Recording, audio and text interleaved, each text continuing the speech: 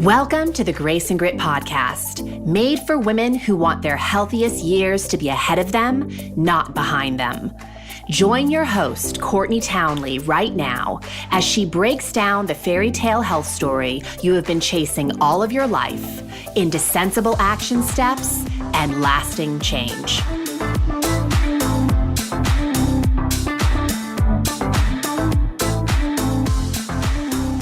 Hello and welcome to the Grace and Grit podcast. This is your host, Courtney Townley. As always, thanks so much for making time to be here. I always appreciate your listenership, and I hope that if you like the message you hear on this show today, you will share it with other women in your life who you think could benefit from the message.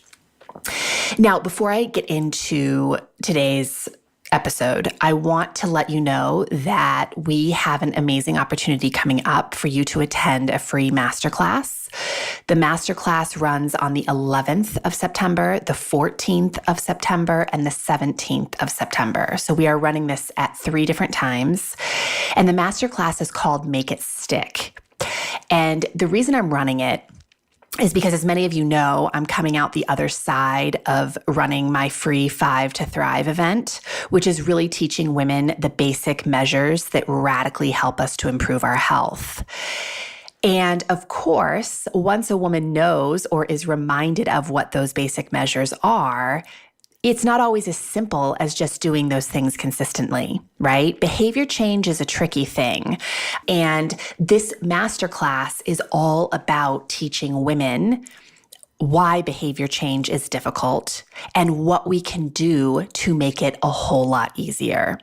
So if you're someone who kind of knows all the things that you could be doing, but you're just not doing them with any degree of consistency, I strongly recommend you check out this masterclass. You can register for the masterclass by going to graceandgrit.com/make-it-stick. Once again, that's graceandgrit.com/make-it-stick. Okay, we are in a new month, which means we have a brand new theme on the show, which is always very exciting. This month, I have chosen the theme, Women's Health Through the Ages. And I want to tell you a little bit about why I chose this theme. The truth is that if we want to improve what's driving the female health story, meaning we want to offer women something better than diet culture, we have to address it at every age and stage of a woman's life.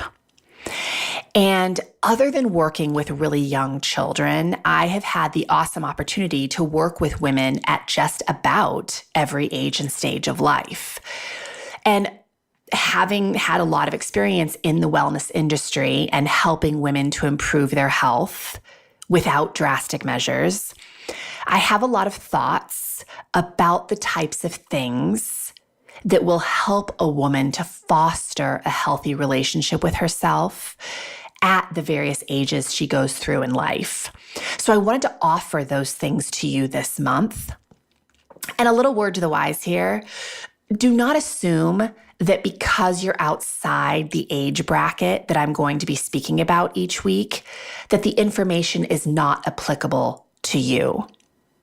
All the information that I am going to cover, all the suggestions that I am going to give are applicable to all of us. The information in the episodes coming is relevant to all of us as women, especially those of us intent on mending the fabric of the female health story.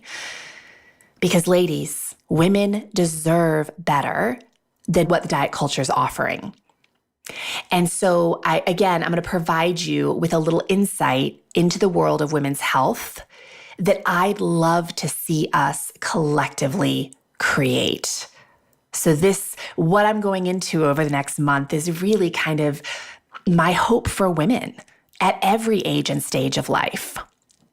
So of course, we're going to start at the beginning.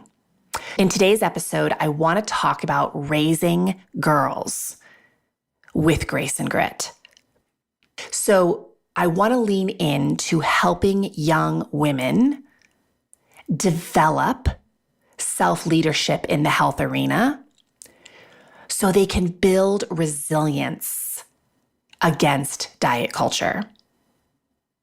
So how does this apply to you if you don't have girls, right? I don't have a daughter, but I have a son, right? I have a son, a 10-year-old son. Well, he'll be 10 at the end of October. But just because I don't have a daughter doesn't mean that I don't influence young girls. My son has friends who are girls who come over to the house. I have friends with daughters. I am, constantly at the park with my son playing. And there are, of course, always girls at the park. And a lot of times I'll do handstands in the park. And of course, that always sparks a lot of conversations with young girls. I always see young girls in the grocery store, right? And they're always watching. Kids are always watching other adults. And just the other day, I was grocery shopping and I was picking out my produce and I turned around and there was this young girl just kind of staring at me. I'm influencing her just by being in her presence. Girls don't just learn from their mothers. They learn from other women and men. Men, of course, influence young girls. But I want to talk about the responsibility we have as women to influencing and shaping girls. If you are someone listening to this today who wants diet culture to be a thing of the past, and I sure do, then you have to assume responsibility for leading our young girls from the front, whether you're a mother or an aunt or none of it. Even if you're just a woman going about your day in modern day culture who wants to see diet culture change,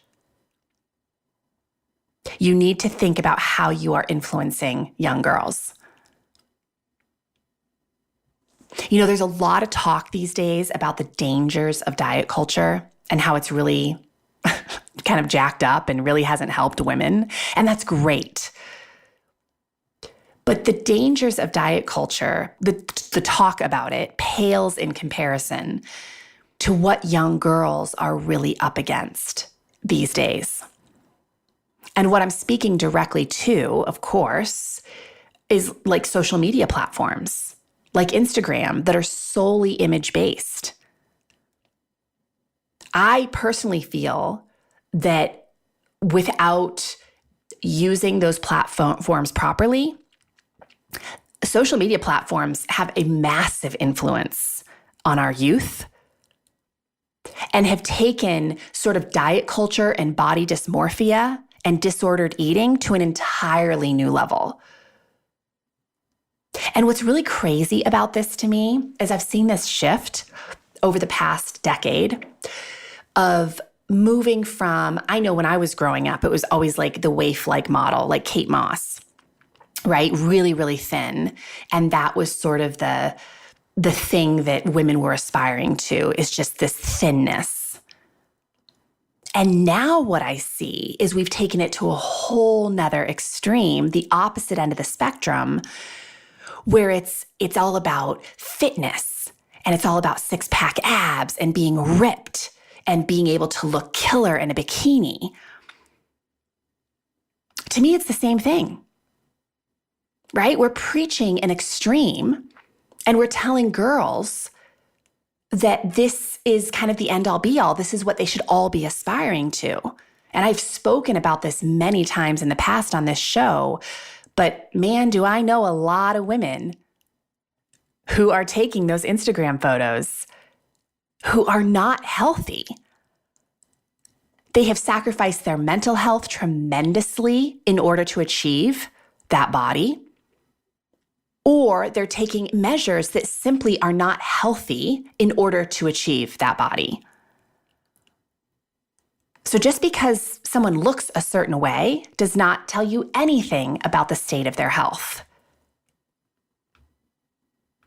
I also think that, of course, we still live in a culture that really impresses upon women that how we look is more important than what we can do. And again, this message is changing. I mean, I certainly think that we are talking more about powerful women. We're seeing women step into leadership roles. at a rate that we never have before. Like all of that is awesome. But again, I think it pales in comparison to this pervading message that we have to look a certain way, or that all our value is wrapped up in how we look. And another thing our young girls are going to be swimming up against is just the culture of quick fixes, right? That behavior change is just an overnight thing. There are more tactics on the market than ever before, right? Around how to improve your body or how to lose weight fast. And of course, I'm directly speaking to things like shakes and diets and protocols that are promising a quick turnaround. These things are more accessible to us than ever. So these are the things that I think are really working against our young girls. And I did an episode a while back, I'll post it in the show notes, with Mia Lockhart, all about disordered eating. And what really startled me in that episode, researching for it, was the statistics that I came across around diet mentality and how it starts so young. Some of the statistics that I read in that episode, and please keep in mind that this was a couple years ago, so I'm sure that these statistics need to be updated slightly. But at that time, the statistics were that 95% of those with eating disorders are between the ages of 12 and 25. 80% of 13-year-old girls have been on a diet. 40% of 9-year-old girls have been on a diet. That breaks my heart. I look at my 9-year-old son, and I can't even wrap my head around that. Like my son wanting to, be on a diet to change the way he looks. Like that's so appalling to me that 40% of 9-year-old girls have been on a diet. And why? Why have they been on a diet? Because it's the way they're being influenced through the media they're being exposed to, through the women they're surrounded by. They're getting this message from us as a culture. So how do we start taking more responsibility for the way that we're influencing our youth? Well, this won't surprise you. Be the example. Lead from the front. And what is leading from the front? It's leading by example through integrity, matching up your actions with the culture you say you want to foster. So you may be someone who definitely hates diet culture and thinks it should be a thing of the past, but you also might be someone who's always on a diet. That's not leading from the front. That's a very conflicted message. You might tell young girls to love themselves and love their bodies, and yet you might verbally berate yourself about your physical appearance all the time. That's not leading by example because it's sending a very mixed message. In order to lead from the front, you have to have integrity with what you're doing and what it is you ultimately want, not just for your life, but for the culture as a whole. So how do we do that? How do we lead from the front in a way that helps to shape young girls into powerful leaders in the health arena? Powerful leaders all around, but specifically here I'm speaking about in the health arena.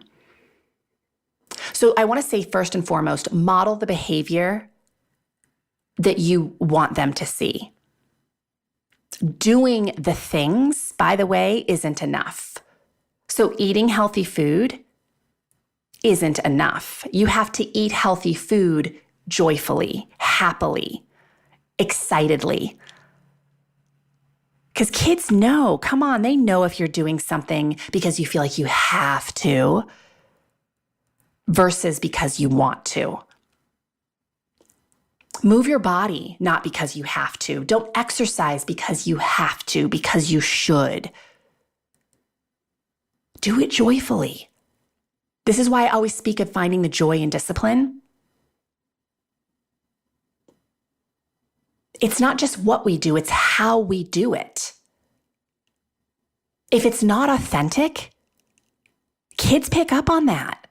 They know. Allow yourself to rest because it's what your body deserves without the guilt. If you're someone who talks about how tired you are all the time,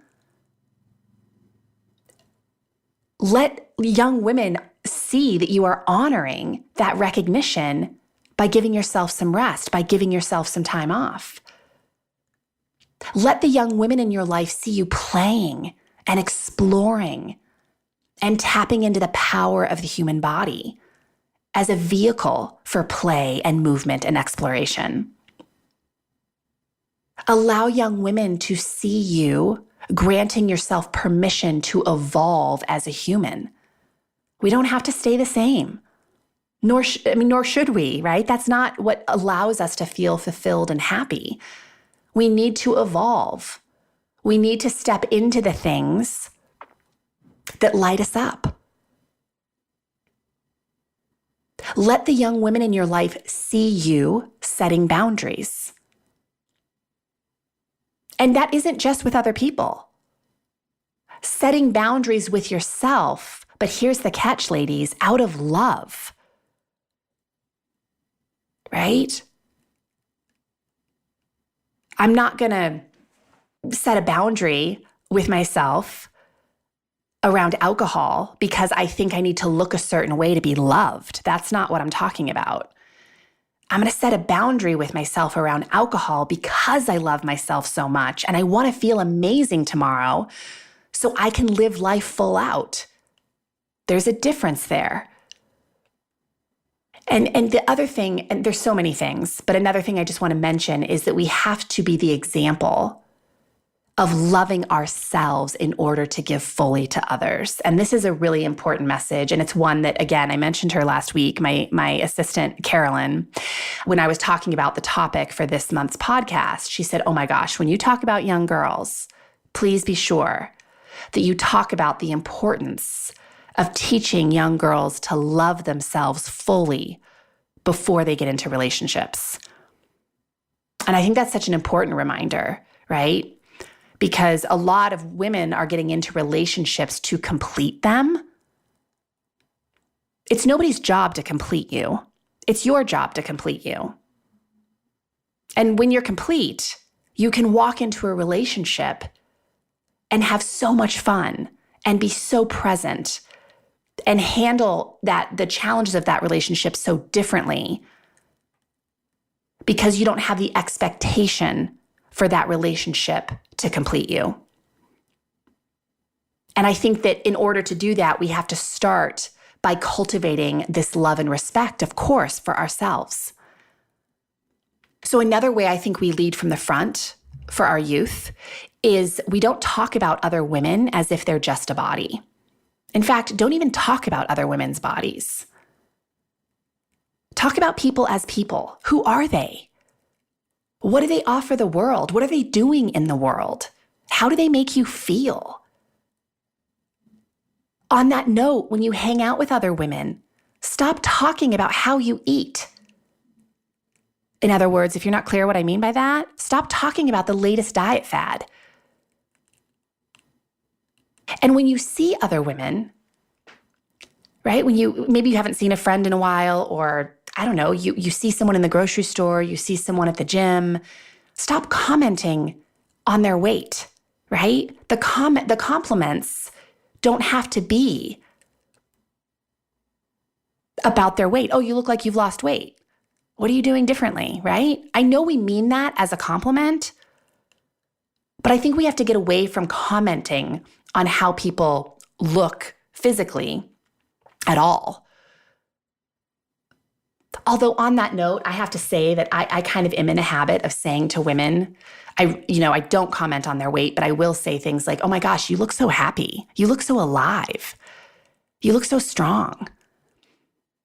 I don't comment on their weight, but I do have a tendency to comment on those things. Because to me, that's what health is, right? I went to high school with a gal who was definitely on the heavier side, and I know she rumbled with it big time. But I have to tell you, like, I always looked up to her because she had so much like confidence, and she's just so beautiful in every way. Such a beautiful human, so funny, so charismatic. And I don't know, in my head, it was like the weight was never the issue. And yet I could see how she was struggling with it. And I just always had wished that she could see herself through my eyes, because I saw her so differently than she saw herself. Another thing I think we can do with leading from the front is about how talking with our children, especially our daughters and our sons. I do this with my son all the time, but because we're talking about young girls here, talk about how things make them feel. So I'm specifically speaking to, how does food make them feel? How does movement make them feel? How do they feel when they don't get enough sleep at night? Right? How does certain media make them feel? I think when we can start helping our children to connect these things with how it makes them feel, they start to discern if they want to eat that thing or not. I've done this with my son from a really early age, especially around like things like sugar. I've never said sugar is bad. I don't say sugar is bad. But what I have done is when he eats a lot of sugar and he gets a bellyache or he gets really crabby or irritable, I just point out, like, isn't it interesting that you ate that thing and now you feel that way? And I have to tell you, my kid is one of those kids now who goes to a birthday party and he gets a piece of cake and he eats a couple bites and he throws the rest in the trash. And I really do believe it's just because of he's so connected with how he feels when he eats the foods that he just doesn't take it so far. And same thing with lack of sleep, right? I mean, come on, we all know how kids behave when they don't get enough sleep. We know how adults behave when they don't get enough sleep. But when my kid, if he goes to a sleepover or he has a friend over to sleep or we go camping and he doesn't sleep that well, I just point out the connection between how he's behaving and how he's feeling with how he treated himself, right? And it's not out of judgment. It's just out of curiosity. Like, hey, buddy, isn't it interesting? When he watches something that makes him feel less than, right? Or makes him feel really sad or really stressed out, I point it out to him. Isn't it interesting that this type of movie, this type of book, these people make you feel this way? So the other thing on this note that I think is really important with the young women in our life is kids in general seek out a lot of validation, right? They want you to be impressed by what they're doing. I think that is to them validating that you love them. And while I definitely praise my son and I really work to sort of recognize the young women in my life and what they're doing well, I never fail to ask them how they feel about their work. Because at the end of the day, that's really what matters. And I do it very intentionally because I don't want them to be in a habit of always seeking outside validation for a job well done. How do you feel about your work? Because, to be honest, I've had people in my life praise my work that was not, in my opinion, good work. I know I could have done better. I know I didn't do my best. I know I could have shown up more fully. And so when I know that about myself, that's what matters most, is did I show up in the way that I know I could have? Do I feel good about this effort? Because I think we limit a lot of people's potential sometimes when we're constantly telling them, oh my God, you're so amazing, you're so spectacular, that's so incredible. And they only put in 25%. They could have done better, right? And also, I know, again, because I work largely with women, holy cow, ladies, are we really good at seeking outside validation for everything about us? Am I good enough? Am I smart enough? Am I fill in the blank enough? You answer that question for yourself. That's what self-love is, right? Again, it's loving without conditions. I'm not saying don't give yourself love if you feel like you only showed up 25%. But be honest with yourself and be respectful of yourself and your work. And only you know the degree to which you're showing up. The other thing I think is important mentioning in leading our youth from the front in terms of self-leadership in the health arena is let the youth in your life see you failing, right? Let the young women in your life see you failing and talk about it. I've mentioned this before, but I heard years ago that Sarah Blakely, who owns Spanx, said that when she was young, her dad would always ask them at the dinner table, "Tell me what you failed at today." He encouraged failure, which I think is so beautiful. We don't do that nearly enough. School definitely doesn't encourage failure, right? School is all about doing things perfectly. Memorize this and then just regurgitate it on a test. We grade our kids. We don't encourage failure in school. But come on, what is life? Life is failure. And if you have no resilience to failure, because you've never practiced it, because you've always strived for perfection, well, that sucks. That's going to be a rough life. And a lot of you can identify with this, right? You don't like to fail. You avoid failure at all costs. But what if you sought out failure because you knew that was the way you grow? The other night I was doing homework with my son and he was really distressed because he had done all of his homework and then realized he did it wrong. And I get it, you want to get homework done so you can move on with more fun things. But he was just so upset about it. And I asked him, what is the problem? Why are you so emotional right now? And he said, well, because I did it wrong. I said, so what, you did it wrong? What did you learn? And he goes, well, I learned how to do it right. Right? And yeah, you learned how to do it right because you did it wrong. That's okay. Why is that? That's something to be celebrated. That's not a bad thing. And so, ladies, as you strive, right, a lot of you have this all or nothing mentality, right, that you have to do it perfectly or don't do it at all. That's not helping anybody. It's not helping you, and it's definitely not helping to shape our young girls into behaving any differently. Let them see you fail. One of the practices, again, I've mentioned this on the podcast before, but one of the practices my family has at night is we go around the dinner table and we talk about the thorn, the bud, and the rose. So every person at the dinner table has to give one example. What was your thorn for the day? What was the thing that what was the hardest part of your day? What was your rose? What was the best part of your day? And then what's the bud? What's the thing that you hope happens tomorrow? And I love that conversation because it celebrates the great things that happened, but it also allows us an opportunity to talk through the hard stuff. All right, I have to make a comment here about media. We have to be careful about what we are consuming as women. And of course, what our youth is consuming. Now, we don't always have control over what our youth is consuming. Again, like I mentioned at the start of this podcast, I don't have a daughter. But if I'm around other young women and they see me consuming media that is not healthy for me or for any woman, I'm still influencing them, right? So I think with our young girls, we need to talk about, they're going to be exposed to all media at some point, right? We can't keep them hidden from it forever. But we do need to help them become judicious around media. We need to help them understand that media is not reality, that thinness is not equivalent of happiness. Neither are six-pack abs equivalent of happiness. And here's a powerful question I think that we should be asking ourselves, and we should be asking young girls.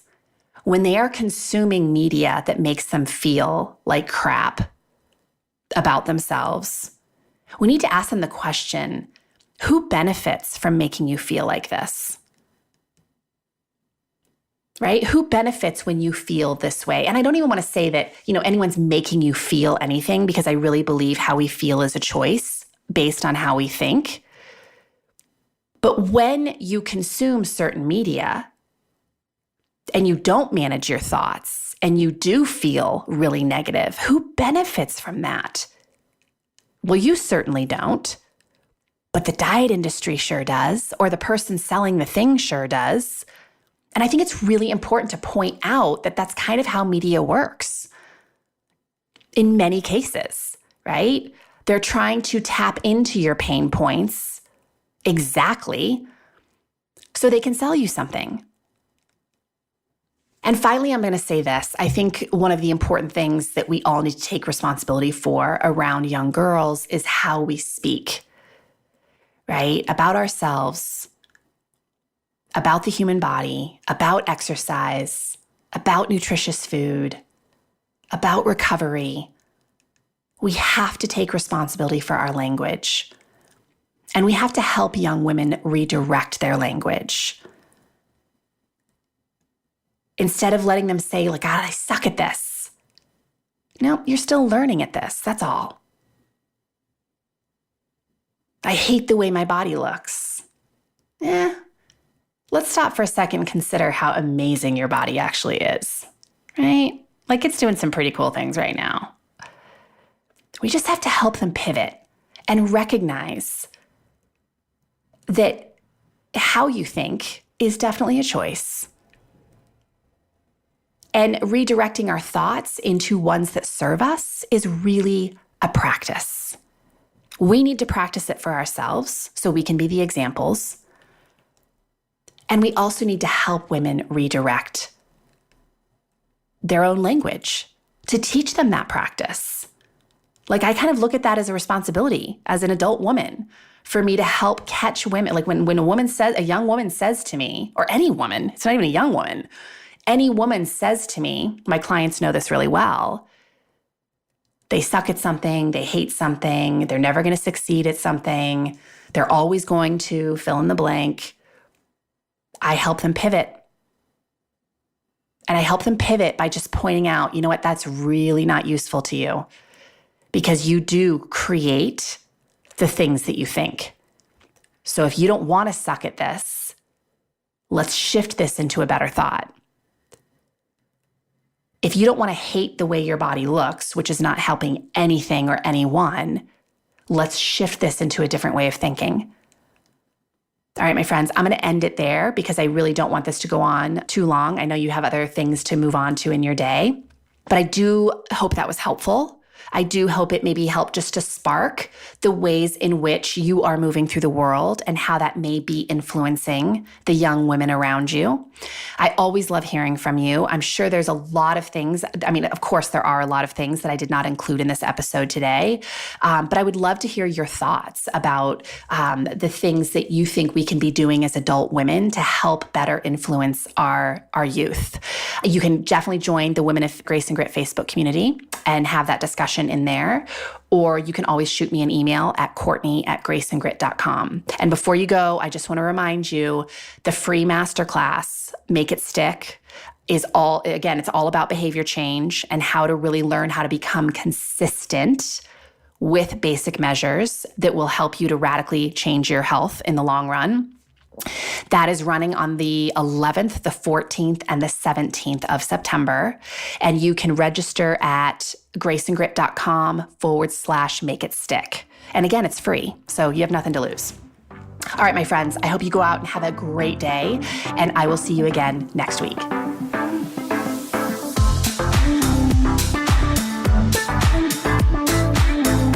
Thank you for listening to the Grace and Grit podcast. It is time to mend the fabric of the female health story, and it starts with you taking radical responsibility for your own self-care.